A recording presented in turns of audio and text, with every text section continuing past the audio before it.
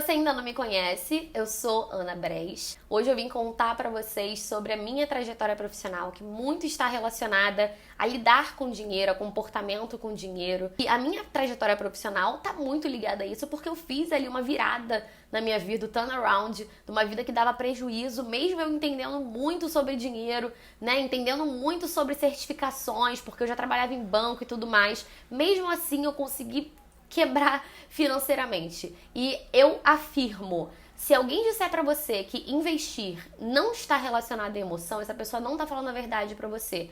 Porque os maiores investidores, os homens mais inteligentes que lidam com investimentos, gestão de recursos, eles afirmam que a decisão financeira está totalmente relacionada à emoção. E era por isso que, mesmo tendo tanto conhecimento, eu não conseguia aplicar na minha vida e consegui quebrar, ficar endividada, viver muito apertada. Eu tive uma origem muito difícil, de fato, porque a minha família, minha mãe é costureira, meu pai sempre foi CLT a vida inteira, mas uma pessoa muito desorganizada com dinheiro, de fato. Eu vi meu pai pagar contas assim astronômicas de celular, ganhar muito bem, nunca ter dinheiro guardado e de repente ter dívida, e é uma confusão muito grande.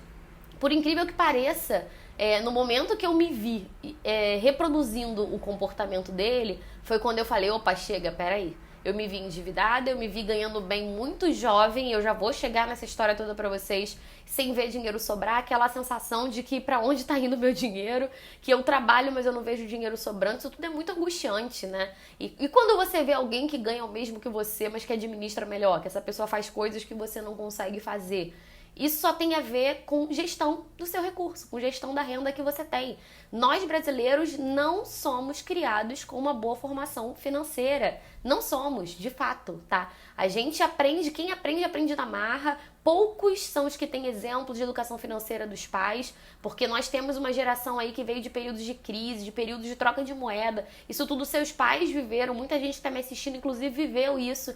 E a gente tem uma ideia muito louca, de fato, de o que é investir, né? O que é dinheiro. Tudo parece muito arriscado. As pessoas viveram aí o confisco da poupança, entre outras questões, a superinflação, né? Tudo muita confusão sobre dinheiro, e realmente os nossos pais não estão preparados nem para administrar a vida deles, nem para ajudar, né, as pessoas novas aí, as crianças, os adolescentes, os jovens que estão entrando no mercado de trabalho e muitas vezes ganhando bem. Eles não estão preparados para te ajudar com isso. Enfim, como é que começou a minha vida? Já falei aqui. Eu, na verdade, meu nome artístico é Ana Bres, mas eu sou Ana Rezende. O Bres veio de B de Barbosa, porque eu sou Barbosa de Rezende. Meu nome é gigantesco, tá, gente? É B de Barbosa e Rez de Rezende. Eu cortei no Z ali e ficou Bres. E Ana é meu primeiro nome, eu sou Ana Caroline, por incrível que pareça. Tem muita gente que não sabe e fala, meu Deus, você não tem cara de Carol, nem nunca imaginei que você fosse Ana Caroline. Eu sou Ana Caroline. Então, o Ana Bres veio disso, eu sou minha mãe, filha de costureira, meu pai, já falei, trabalhando no CLT a vida inteira, muito desorganizado com dinheiro, e eu sempre, desde sempre, quis ganhar dinheiro. Não sei de onde veio isso. Se vocês acreditam em signo, meu mapa astral fala coisas que tem a ver com dinheiro, porque eu sou Áries na casa 10, que é a casa da profissão. Então, se você acredita nisso, você já sabe que, nasci com o signo puxado pro lado bom. Se você não acredita nisso, eu quero te dizer que eu também não imaginava de onde vinha isso, mas sempre quis ter coisa boa. Eu lembro que eu via a novela de Manuel Carlos no Rio de Janeiro, e apesar de morar no estado do Rio, eu não morava na cidade do Rio. Então, vir pro Leblon, Ipanema, ver o que aparecia na novela, pra mim era coisa de gente muito rica. E eu falava, quero morar lá, quero ir pra Barra da Tijuca, quero ir pro Leblon, quero ir não sei pra onde. Isso eu criança, eu lembro que eu ficava com os olhinhos brilhando, e sempre essas coisas me despertaram interesse, né? De por que eles têm, por que alguns conseguem e outros não. Mas nada diferente do que qualquer jovem sonhador. E aí que eu, muito novinha, comecei a trabalhar. Eu lembro que nessa época meus pais não deixavam eu trabalhar de fato, porque eu tinha que me deslocar de uma cidade para outra, e muito nova, menor de idade, né? Tinha que andar um pedação do ponto de ônibus para minha casa. Minha mãe achava perigoso. Enfim, galera. Eu lembro que meu pai não deixava, e ele falou, minha filha, você não precisa trabalhar. Eu falei, mas eu quero, se eu pudesse eu nunca te pediria nada. Esse desejo sempre foi muito forte.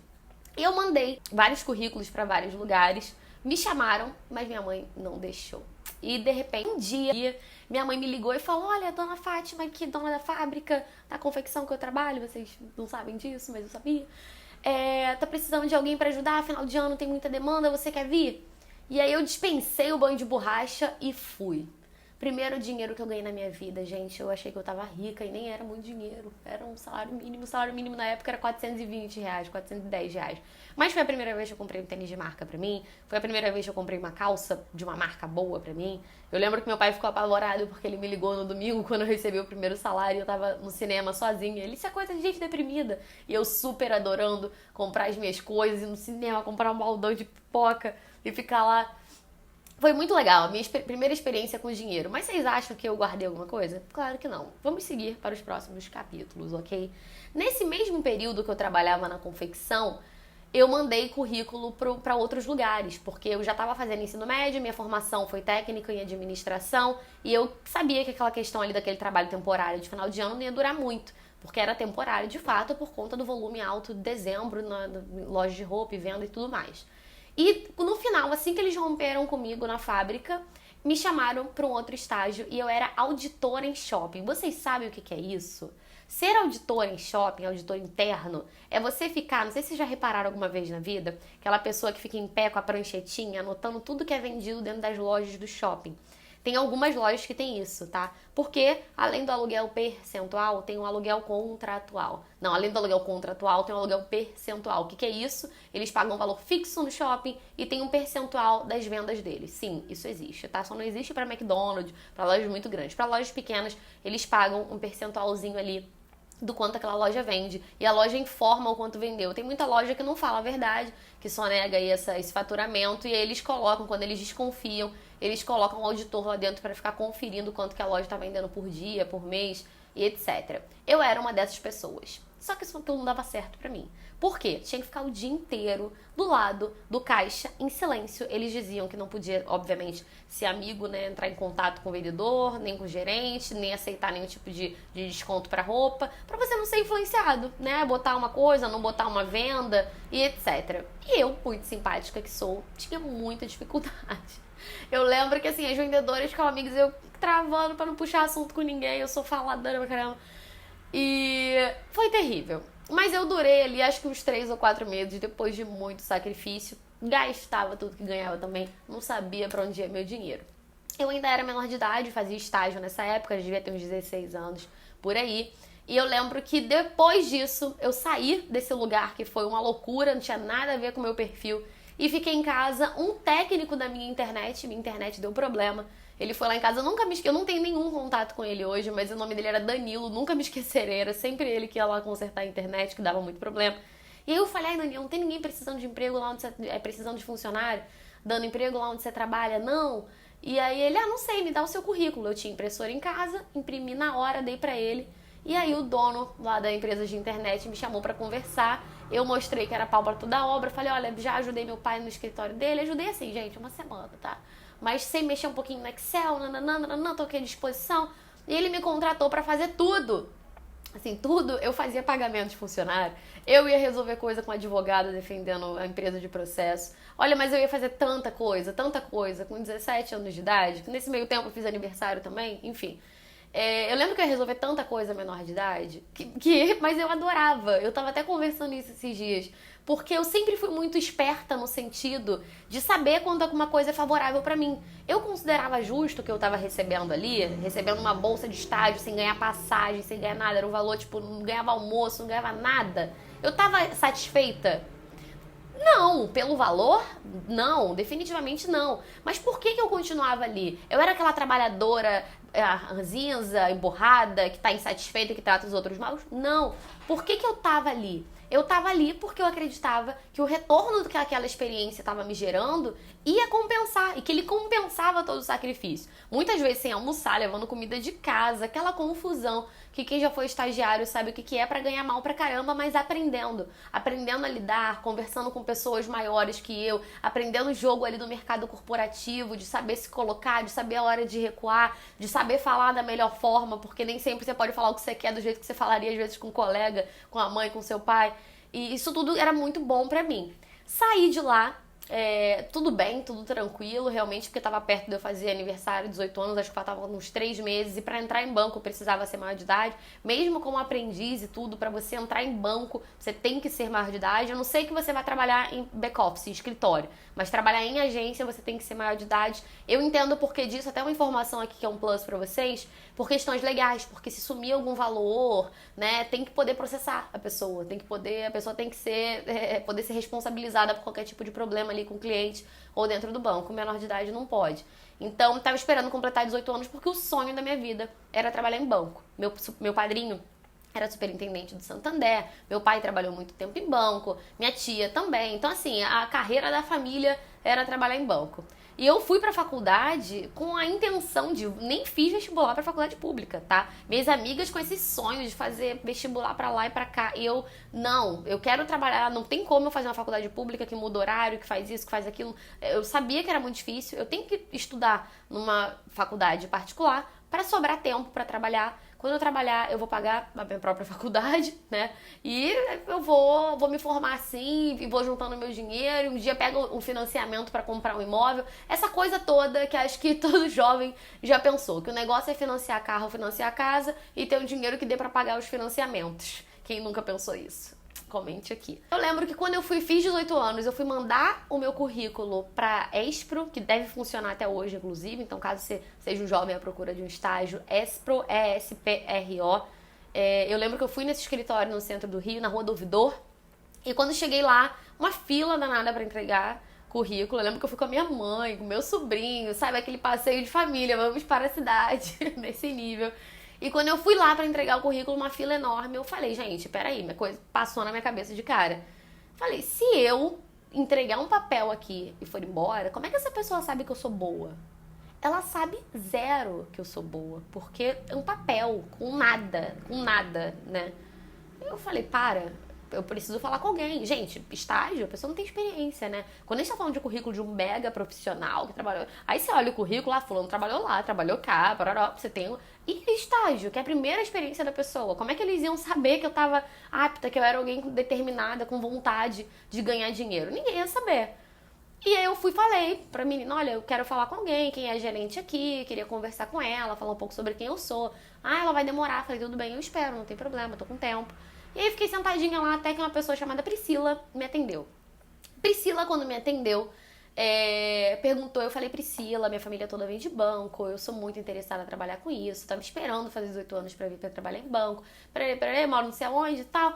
E aí ela fez várias anotações no meu currículo e eu fui embora com a consciência tranquila de que eu fiz o que eu podia. E eu tenho um lema, eu não durmo sem fazer o melhor que eu posso hoje. Essa é uma certeza que eu tenho. Se o melhor que eu posso hoje é fazer nada, inclusive, se eu estiver cansado, eu me responsabilizo. Agora, quando você dorme todos os dias tendo certeza que você fez o melhor que podia, lá na frente você nunca vai se arrepender, porque você sempre vai pensar, não, eu fiz o melhor que eu podia aquele dia.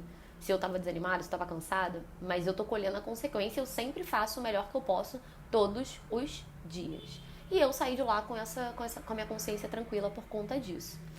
E aí, que logo assim, 15 dias depois, talvez até um pouco menos, eu recebi uma ligação para participar de uma entrevista pertíssimo da minha casa. E isso assim, as pessoas que moram na cidade que eu morava, Alô São Gonçalo, ficam muito felizes quando elas têm oferta para trabalhar em São Gonçalo. Porque o trânsito que é para você sair de São Gonçalo que você mora e trabalhar em outro lugar é terrível. Então assim, quando me chamaram e falaram pra agência que foi uma agência da HSBC, eu fiquei muito feliz. Eu falei pra minha mãe, meu Deus, pertinho de casa, que ótimo. Então, o clima foi muito esse. Eu fui lá fazer entrevistas, tipo, muito animada, torcendo muito para que desse tudo certo. E quando eu cheguei lá, mostrei então a minha força de vontade. O Jara, o nome dele, me deu muita oportunidade. Ele foi uma pessoa que eu devo imensa gratidão. E ele me deu a oportunidade. Quando eu entrei no banco, comecei. Éramos eu e outra estagiária. Tá, que eu não vou citar nomes. Eu só falo bem, não falo mal de nomes. Mas era eu e outra estagiária. A outra estagiária não fazia nada. Ficava o dia inteiro trocando SMS no celular, porque eu não tinha WhatsApp, né, amores? Ela ficava o dia inteiro trocando mensagem, não gostava de atender, ficava encostada nos cantos, sentada, meio desanimada. E eu, com sangue nos olhos, porque eu queria entender como é que aquele sistema funcionava. Pra que o banco existe, assim... né? Qual é a lógica disso aqui? E não vem me dizer que você sabe bem por que banco existe, não. Que 99% da população brasileira não entende o esquema, o sistema financeiro nacional, como ele funciona. Mas isso é pauta para outro vídeo, ok? E aí, que eu lembro que eu cheguei pro gerente geral da agência, Carlos Peixoto, vulgo Carlinhos, e falei, me explica como é que isso aqui funciona, o que as pessoas fazem, o que os gerentes fazem, qual é a lógica, o que eu tenho que fazer.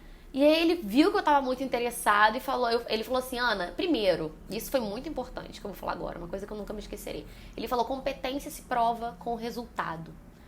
Faz agora uma planilha no Excel, agora assim, em termos que eu lembro que eu fiz em casa.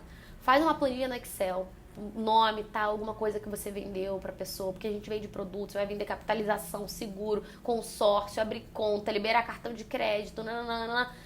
Eu quero que você prove o que você tá fazendo, porque competência se prova com resultado. E aquilo já deu um start na minha cabeça. Falei, opa, boa, eu só tenho como provar que sou boa se eu der resultado, se não der, eu não tenho. E aí ele falou, eu vou chamar uma pessoa que treina, porque ele viu que eu tinha muito interesse sobre a área de seguros, sempre gostei, eu sou corretora de seguros, eu sou sócia de uma corretora de seguros até hoje, é primordial e essencial para um planejamento financeiro, pauta para outro vídeo.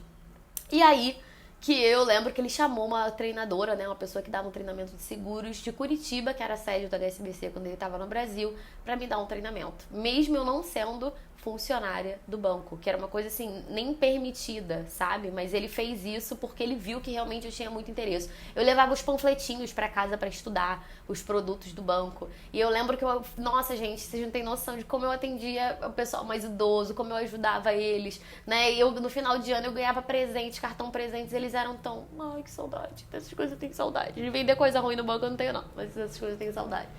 Porque, assim, eu recebia muito carinho. A gente, quando distribui carinho, atenção, quando a gente trabalha realmente com coração, entendendo que tem ser humano ali, que tem pessoas ali, as pessoas sentem isso e retribuem. Então, era uma troca muito gostosa. E aí, 4 meses como estagiária. Não, isso tudo que eu tô falando pra vocês, eu era aprendiz. Na Expro, aprendiz, ok? Então, não vou voltar nada. Vou botar talvez um preto e branco aqui.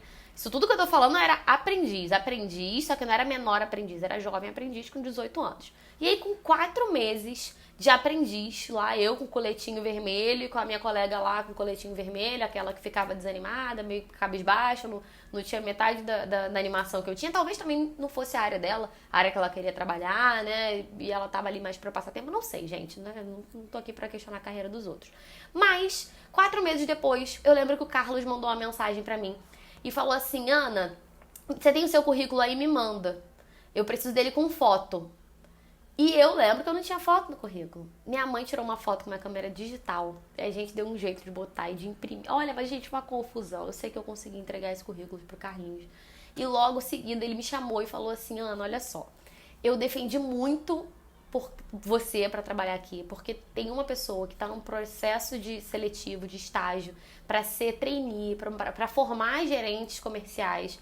E eu acho você muito boa. Então, assim, eu acho que seria errado eu botar um desconhecido aqui, sendo que eu tenho alguém muito bom dentro de casa, que eu já conheço, que eu sei da força de vontade. E eu consegui uma entrevista pra você. Vai com tudo. Você vai na entrevista lá na sede, que era em Botafogo, a sede do Rio de Janeiro, né?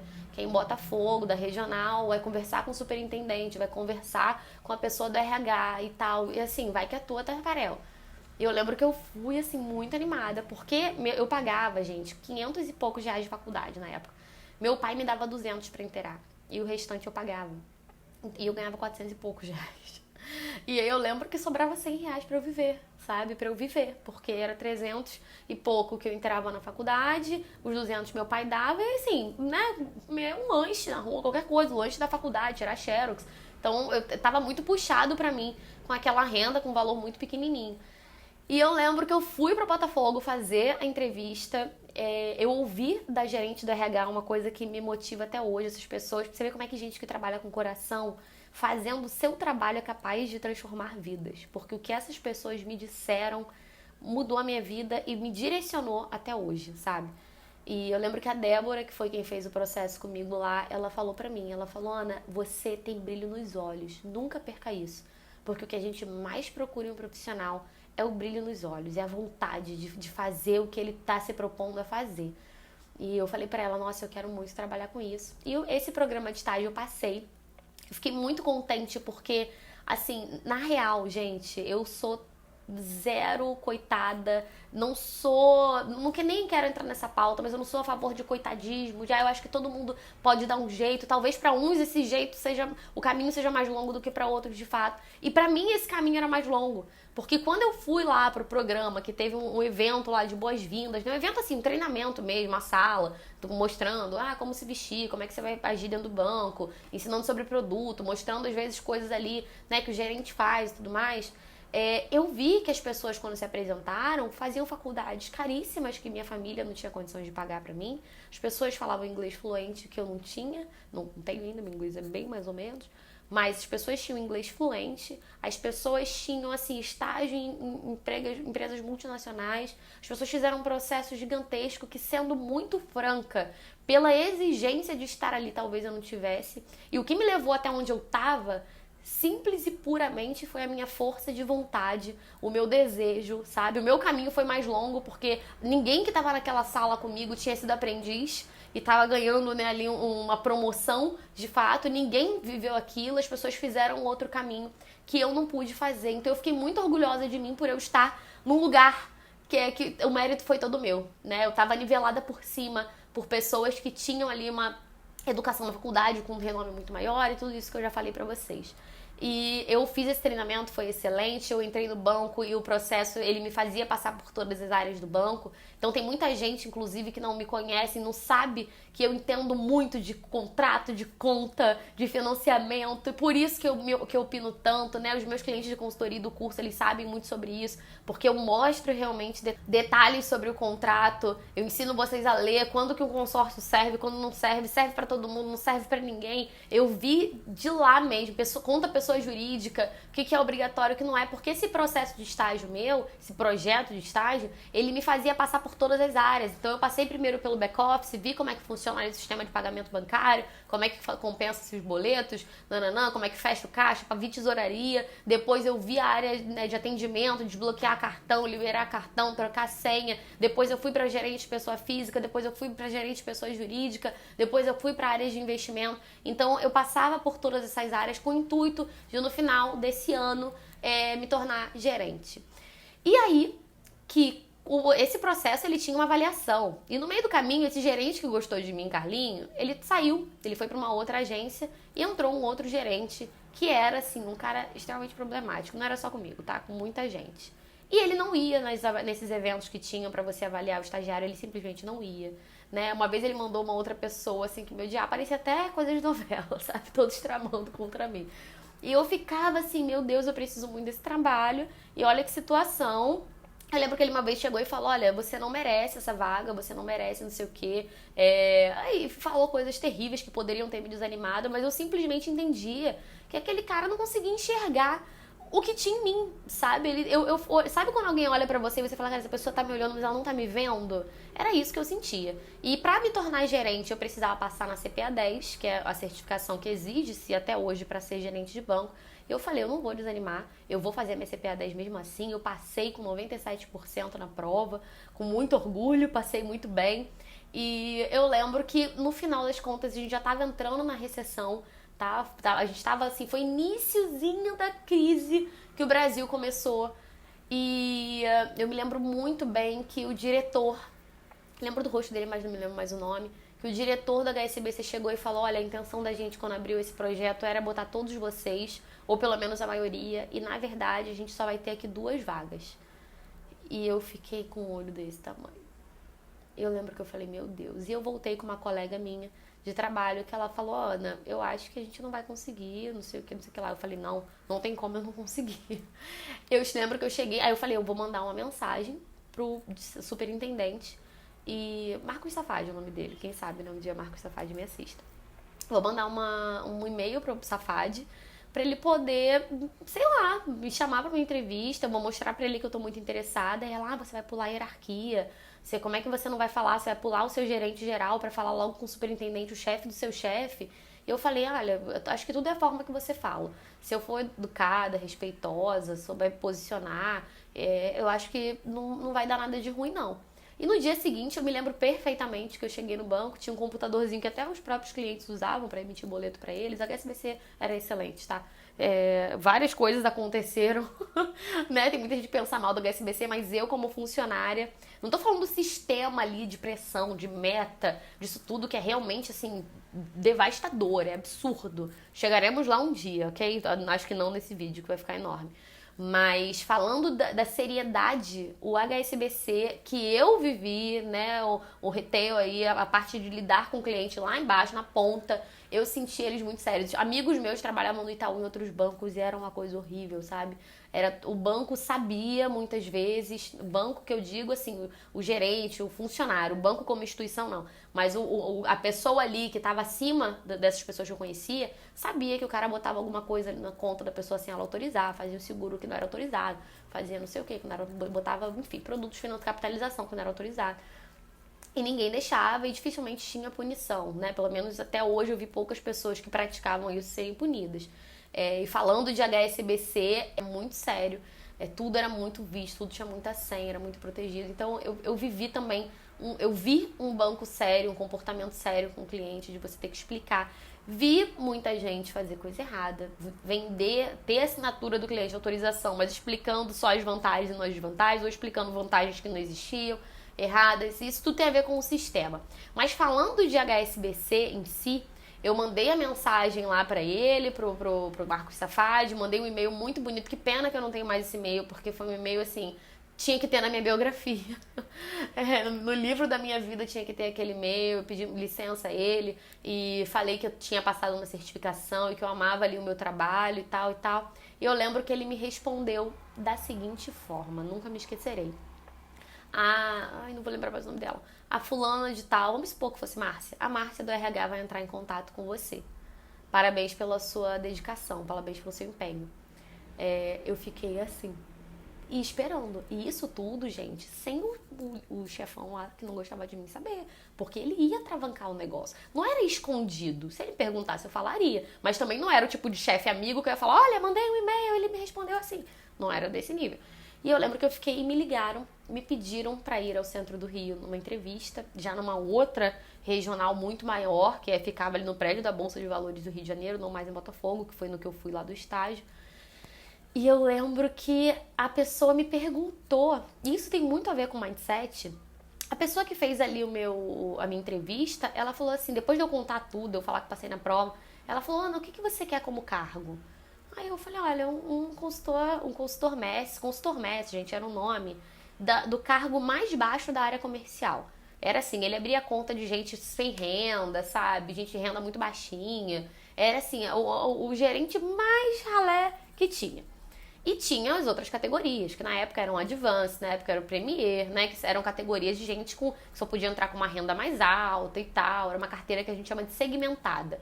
E eu nunca pensei que fosse me dar uma carteira segmentada. Tem gente dentro do banco que era caixa 10, 15 anos e não conseguia ser promovido mesmo com CPA 10 e tudo mais. E eu lembro que ela falou, o que você quer? Eu falei, um consultor mestre, tá bom. Ela, e uma carteira Advance? O que você acha? Aí eu falei, claro, com certeza. Nossa, sei, trabalhei muito tempo com carteira Advance, com a fulana e ciclana, etc. E foi muito interessante, porque olha como é que a cabeça da gente é. Eu mesma não cheguei a pensar. Não falei, nossa, sou extremamente capaz. Não era porque eu me achava incapaz, mas era porque eu pensava que ninguém ia me achar capaz, né? Então, existe quem a gente é, existe quem a gente acha que é, existe o que as pessoas acham que somos e quem realmente somos, né? Alguma coisa assim. Mas eu não consegui achar. Então, depois disso, eu fui pra entrevista com o gerente geral da agência que tinha vaga pra eu trabalhar. E ele falou pra mim uma coisa também que muito me emocionou. Uma das pessoas mais importantes da minha vida também se chama Pedrão, o pessoal chama ele de Pedrão. Uma pessoa também com quase 30 anos de banco, logo depois ele se aposentou. E ele falou pra mim o seguinte, Ana, eu tenho 2 filhos da sua idade muito próximas das suas, e eu não vejo neles a experiência que você já tem, a forma de falar, a vontade de fazer. E isso vai se ver cada vez menos, porque essa geração é uma geração privilegiada que muita gente já vai ter a capacidade, né, a formação para começar em cargos executivos e poucas pessoas vão querer traçar o caminho que você está traçando, que é um caminho de sucesso. Então, assim, eu já entrevistei pessoas do próprio banco que querem vir para essa área comercial, eu já entrevistei gerentes de outro banco que querem vir para a HSBC, eu já entrevistei gerentes que querem subir de cargo ou que querem mudar de agência, e ninguém eu vi com tanta vontade, com tanta energia, com tanto entusiasmo quanto você. E aí ele falou, eu lembro que ele me chamava de nega, ele falou assim, eu vou te cobrar, hein, nega, eu vou te cobrar meta pra bater. E eu falei, tudo bem, vambora. Encontrei com o Pedro, inclusive, esses dias no restaurante. E fiquei com o olho brilhando, assim. Falei com ele, com a esposa dele, claro. Mas eu acho que ele, no fundo, ele não sabe o quanto que ele fez por mim. Porque foi ele que me deu o cargo de gerência, né? E a real é que quando eu entrei no banco, eu não sabia nem o que tinha que fazer. Assim, eu via tudo do lado do gerente. Mas aquela questão de ligar, de como fazer, eu fui quebrando a cara. Mas eu aprendi também na minha vida que se alguém te chamar pra fazer alguma coisa muito boa que você ainda não sabe, você fala, olha, eu me viro, eu vou saber. Eu vou... E eu sempre tive isso, eu sempre botei peito e falei, não, eu vou dar um jeito, eu vou aprender e vai rolar. E rolou, e deu tudo certo. E eu com 19 anos ganhava assim mais que muito pai e mãe de amigo meu, ganhava mais do que meu. Eu lembro que meu pai viu minha carteira de trabalho assinada e fez uma cara assim, sabe, bem de... meu pai era super desgostou que eu trabalhasse no HSBC, falou, seu salário é gorjeta, esse banco não contrata ninguém. A minha trajetória foi dessa forma. E por que foi dessa forma, gente? Foi dessa forma porque eu entendi aquilo que eu falei desde o início pra vocês. Eu entendi o retorno de toda a minha experiência. Eu não tava ali somente pelo dinheiro, eu tava ali pelo aprendizado, eu tava ali pelo caminho que eu tava construindo. Então, em momento nenhum, eu me senti mal paga, eu me senti... Se eu levasse dali a experiência, eu já tava levando muita coisa. Fiquei 4 anos na HSBC. Depois desse período, eu lembro que eu saí muito aborrecida por conta da superintendente que, nossa, questões, né, que a gente não tem como a gente não falar. A mulher sofre até preconceito de mulher. Ela se tornou superintendente substituindo o Marcos Safadi, que era excelente, um exemplo de profissional, de líder, de gestor pra mim, assim, que eu vou levar pra vida. E essa mulher que substituiu ele era uma caixa que ficou 15 anos de caixa, depois foi gerente mais básico e depois foi gerente não sei o quê. Ela teve um caminho muito duro, provavelmente, né, pela atitude dela comigo, e eu muito nova, gerente, tendo feito um caminho curto de tempo, ela falava que eu tinha feito alguma coisa, que não era merecimento meu e que não sei o quê. Então o tempo inteiro ela arrumava um problema comigo de fato, assim, das pessoas virem comentar que ela em reuniões falava, como é que aquela garota conseguiu? Eu fiquei 15 anos no caixa e tal. E eu vou dizer pra vocês, é claro que assim, não deveria ser a postura de um gestor, de um líder, né? Ela deveria, se ela tinha alguma dúvida sobre a minha trajetória, que me chamasse pra conversar. Mas ela, ao invés de conseguir me desanimar, ela me fez entender a mesma coisa sobre outro cara. Eu falei, ela me vê, mas não me enxerga, sabe? Se foi difícil pra ela, eu entendo, porque a geração é outra, né? Uma geração que evolui, que acontece mais rápido, né? Que tem esse meio, esse projeto de estágio que é mais... que talvez ela não tivesse tido oportunidade. Lamento muito, porque acredito que pelo desejo dela, assim, o caminho foi muito longo, mas ela conseguiu estar onde ela estava. Enfim, que ela, por um desentendimento, que é esse problema comigo, quando chega o final do ano que o banco, a gente brinca que passa a bruxa, né? Logo depois da greve dos bancários, muita gente é mandada embora, porque eles fazem a greve e aí quando acaba a greve, que a poeira baixa, eles mandam todo mundo embora e começa a segunda questão lá do banco, e não faz sentido eu falar isso aqui. E quando eu saí do banco, eu fiquei totalmente desnorteada. Eu tinha dívida, eu peguei empréstimo pra comprar roupa, né? Eu não tinha juízo nenhum. Eu ganhava muito bem nova, mas eu acabava com meu dinheiro. Pergunte-me como, porque eu morava com meu pai, eu não pagava uma luz de gás, eu ganhava muito bem. Eu tinha ticket de refeição, ticket de alimentação. Eu ganhava melhor que pessoas que hoje me contratam, e eu tô falando de 10 anos atrás, tá? 10 anos atrás. Eu tinha 19 anos, eu tenho 29. E eu simplesmente o dinheiro ia embora. Você vê como é que pode, né? Eu não tinha roupas muito caras, porque na cabeça de uma pessoa pobre, porque eu era pobre, na cabeça de uma pessoa criada na família pobre, você comprar uma roupa cara já é coisa louca. Então o dinheiro ia embora, sabe Deus com o quê, ok? Eu lembro que eu saí endividada, já tinha uma filha, e administrava uma casa sozinha, que isso também é pauta para uma outra conversa. E foi muito difícil pra mim, porque acostumada a lidar ali com um gerente, com um chefe, pressionando você no seu pescoço, te fazendo vender. De repente você se enxergar sozinha, num período de crise, de recessão, eu sem dinheiro, endividado, não podia nem continuar minha faculdade. Foi uma bela de uma confusão que eu me meti. E de repente, nessa confusão toda, eu lembro que eu sentei, meu pai não sabia que eu tava com financiamento imobiliário atrasado, financiamento do meu carro atrasado. Eu fiz tudo que um leigo faz. Arrumei 2 financiamentos pra pagar, tinha um monte de dívida. Eu fiz tudo que 90% da população brasileira faz, ok? E eu lembro que meu pai chegou lá em casa perguntando se tava tudo bem. Eu não gostava de falar sobre isso porque eu tinha um pouco de vergonha. E ele falou, tá tudo bem? Eu falei, ai, não tá. E ele falou, o que tá acontecendo? Aí eu falei qual era a realidade pra ele. E ele falou, olha só, você vai fazer... E meu pai, em 5 minutos, numa folha de um caderno, ele organizou minha vida financeira. Ele falou, você vai parar de pagar tal coisa, tira a TV a cabo, exemplo, tá? Tira a TV a cabo, faz não sei o que, não sei o que lá, não sei o que lá, nanana. E eu lembro que ele me fez aceitar um acordo do banco de um processo que eu tava colocando contra eles por conta de assédio moral, assédio sexual.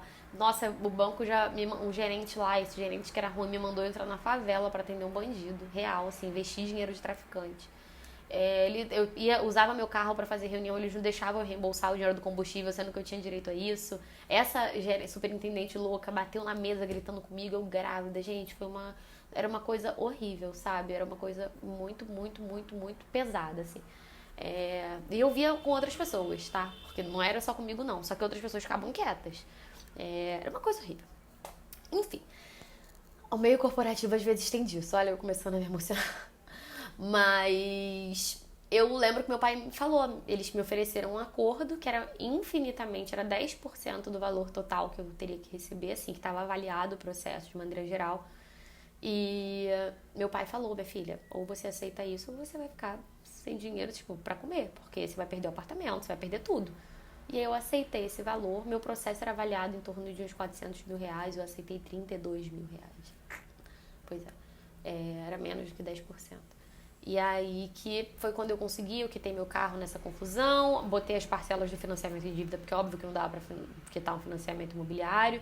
Paguei um empréstimo, porque eu tinha mais de um. Cartão de crédito continuou atrasado, então eu continuei com o nome sujo. Pra vocês entenderem como é que uma pessoa jovem, que ganha bem, conseguiu desgringolar totalmente a vida financeira. Tendo 2 certificações, porque eu tirei CPA 10 e depois tirei CPA 20, tá? Tendo 2 certificações. Eu sabia de mercado financeiro, eu sabia de investimentos, sabia, né, ali falar, oferecer o produto correto, o investimento correto para o meu cliente, mas eu não sabia sobre administrar minha própria vida, sobre a prática, de separar a emoção. Eu não sabia pra que tem que sobrar dinheiro, né? Por que o dinheiro sobra? Vai pra onde? O que eu vou fazer? Tudo era muito diferente, tudo era muito distante pra mim.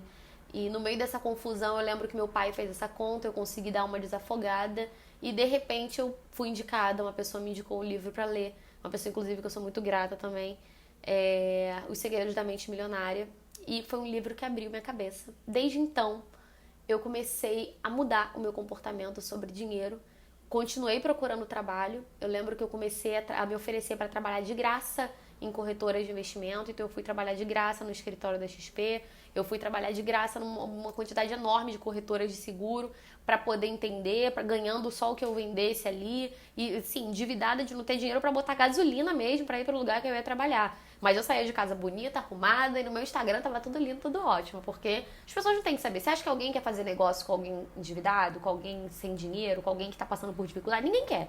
Todo mundo quer alguém bem, certo? Então eu entendia isso. Eu falei, não, gente, não é vender mentira, não é mentira, mas a parte ruim, a parte que nem tudo deve ser dito a todos, nem todos precisam saber de tudo. Então essa parte era uma parte que eu reservava muito, porque eu sabia que a minha imagem era muito importante. Eu consegui fazer negócios, eu consegui indicações de clientes, eu conheci de uma maneira muito especial o Marcos Veríssimo, que foi meu gerente na seguradora, na Mão Geral, que eu fiquei muito tempo. Inclusive, é uma seguradora que eu amo, tá? Que eu gosto de verdade. Como empresa, como sou cliente deles, então quem me pergunta aí dica de onde fazer seguro de vida, eu gosto muito da Mão Geral. Se você quiser, minha equipe pode fazer pra você uma cotação. Eu falei que eu sou sócia de uma corretora de seguros, ver o que serve pra você. Mas eu lembro que eu conheci ele sem brincadeira, numa pensão, em frente à Mão Geral, comendo um almoço. Eu ia pra um treinamento, saí muito cedo de casa, porque tava tudo engarrafado, era uma sexta-feira. E eu tava comendo um prato de arroz, feijão, calabresa, cebolada, que era o prato mais barato. E muito, muito apertada, muito apertada. E eu vi ele com um crachá, sendo que eu tinha mandado um currículo pra ser assistente comercial da seguradora, da Mão Geral, CLT. E aí quando eu vi ele com um crachá, eu falei, nossa, você trabalha na Mão Geral, tô indo pra um treinamento lá. tô indo pro treinamento de uma corretora e tal, que me convidou, mas eu queria muito trabalhar com vocês, de CLT, eu mandei com um currículo pro cargo tal, e aí ele falou assim, você trabalhou onde? Eu, assim, 3 minutos na fila do caixa, eu falando com ele, tipo, meu Deus, será que esse moço pode me ajudar a mudar um pouquinho as coisas pra mim? E ele falou pra mim, olha, eu acho que você tem perfil de outra coisa que eu tô procurando. Eu vou te mandar um link, você vai fazer um teste online pra eu ver se você tem aptidão, né? Tem ali o... Eles chamam de... Ai, como é que é o nome do teste, gente? Não vou lembrar agora o nome do teste, mas é um teste pra identificar ali se você tem perfil pra vaga de DISC, DISC. Deve ter isso na internet aí pra você fazer, pra você entender como é que é a sua personalidade, se você é comercial, se não é, DISC. Aí ele falou pra eu ver. Ele falou que ele foi vendo o resultado do meu DISC ao vivo e que eu era pra vaga, perfeita. E ele botou meu processo pra acontecer e eu me tornei o que a mão geral chama de treinando, que é um trainee, falando em português, né? Treinando, mas é um trainee, pra se tornar um corretor de seguros. E aí eles têm um gerente ali que fica te ajudando a vender, te ensinando, eles pagam a SUSEP pra você fazer e tudo mais. E eu nunca ganhei tanto dinheiro na minha vida. Porque eu comecei a ter ali, né, um convívio de uma empresa, eu tive incentivo, ao mesmo tempo eu fazia sozinha. Eu lembro que eles gostaram tanto de mim que eles falaram pra mim, Ana, você tem perfil pra ser gerente comercial, vira gerente de equipe. Eu falei, não, porque é muito fácil dizer que eu sei fazer, mas eu quero me provar, eu quero ser da ponta e eu quero mostrar que eu posso ganhar dinheiro com isso. E aí que eu ganhava 2, 3 vezes mais do que eu ganhava trabalhando no banco sozinha, vendendo, tipo, marcando reunião, ligando. E eu comecei a fazer consultoria financeira porque eu entendia, quando chegava na reunião para fazer seguro, eu entendia que as pessoas não sabiam realmente o que era. A pessoa, o ser humano, ele é treinado para dizer não para seguro, né? Porque quem te oferece seguro é o vendedor da C&A que quer botar aquele segurinho no seu cartão, é o cara chato do banco. Então é muito difícil para as pessoas entenderem qual a importância disso no planejamento financeiro. E que tem que ter investimento de curto prazo, investimento de longo prazo, investimento de mais risco, de menor risco e tudo isso. E eu percebia que as pessoas tinham muita dificuldade em entender o papel de cada coisa e eu comecei a ensinar. Minha reunião para vender seguro era uma reunião muito demorada. As pessoas nem acreditavam quando eu terminava de mostrar tudo, de explicar tudo, de perguntar, você sabe o que é tal coisa, sabe o que é tal coisa, é isso? Tipo, mas quanto você cobra pra fazer isso? E eu não cobrava nada, porque eu ganhava a comissão do seguro que eu vendia. Mas eu entregava muito mais do que apenas fazer um seguro. E daí, mesmo ganhando muito bem, tendo muito sucesso, eu comecei a ter demanda de consultoria financeira e as pessoas querendo me pagar para ajudar a organizar a vida, para ajudar a escolher os produtos financeiros certos, né, de previdência, de seguro e tudo mais. E foi aí que eu comecei a precificar. No início era assim, era ridículo, eu tinha medo de cobrar R$500 por ano numa consultoria. Assim, pagava R$500 e tinha a mim como consultora para sempre. Eu tinha medo disso e depois foi mudando. E em 3, 4 anos de consultoria eu já mais do que multipliquei em 10 vezes a consultoria. Tem gente que me paga muito mais do que 10 vezes, dependendo do caso. E essa é a minha história. Gente, quando eu comecei a trabalhar na mão geral com seguros, eu também comecei a ver mais dinheiro e já colhendo tudo aquilo que eu aprendi no meio daquele caminho e eu fazia sobrar, então eu fui guardando, mesmo endividada, eu guardava e tentava negociar as dívidas até que um dia eu paguei tudo e foi um grande alívio, porque isso tem a ver com o seu mindset, né? O mindset da gente, quando você tem dívida, você se enxerga como um endividado. Então, quando você paga a sua dívida, isso não tem só a ver com seu nome sair do Serasa. Isso tem a ver também com como você se enxerga. Você poder falar, eu não devo um centavo a ninguém, é muito maravilhoso. Eu tive uma situação nessa época toda da confusão financeira da minha vida, que eu quis botar minha filha numa escola muito boa, eu já estava ganhando muito bem, só que eu ainda não tinha pago todas as dívidas e a escola consultava o CPF e recusaram a matrícula da minha filha porque eu tinha restrição no CPF, porque eu tinha dívida. Então, quando eu paguei todas as minhas dívidas, eu me enxerguei como alguém que ganhava bem, que não era endividada, eu conseguia fazer sobrar dinheiro, porque eu jurei pra mim que nunca mais eu ia deixar de ter dinheiro, porque eu sabia da importância disso. E o comportamento da gente com dinheiro, ele é isso. Como que pode eu, sem uma conta pra pagar, não ter dinheiro sobrando e conseguir me endividar tanto e depois com um padrão de vida maior conseguir fazer sobrar tanto dinheiro a ponto de hoje eu já tenho mais de, sei lá, 10 vezes mais o valor que eu tinha de dívida no banco, né? Então eu fico muito feliz disso tudo. Eu sei que o vídeo ficou extremamente longo, mas muitas pessoas me pediram já pra vir aqui contar isso. Assiste devagar se você quiser, é tipo uma série. mas eu fico feliz de ter aberto aqui meu coração com você. Eu espero que, de verdade, a minha história te incentive a acreditar que é possível, te incentive a acreditar que não é do nada, mas que depende de energia, não depende de milagre, não é igual emagrecer. Nunca acredite naquele negócio, nem emagreça, comendo o quanto quiser, né? Sem fazer exercício, isso não existe. Então contem comigo pra ajudar vocês aí. Temos muitos mais outros vídeos. Esse aqui é contando realmente a minha trajetória toda, o que eu fui, o que eu sou, o que eu ainda vou ser. Mas a gente vai ter aqui, dentro disso tem muito assunto pra falar, de produtos de banco, de dicas que eu posso dar pra vocês. Se você quer dicas específicas, comenta aqui e conversa comigo, que eu tenho o maior prazer. Me segue no Instagram, que tem muita coisa que eu falo lá. E se inscreve aqui e um beijo. Obrigada. Tchau, tchau.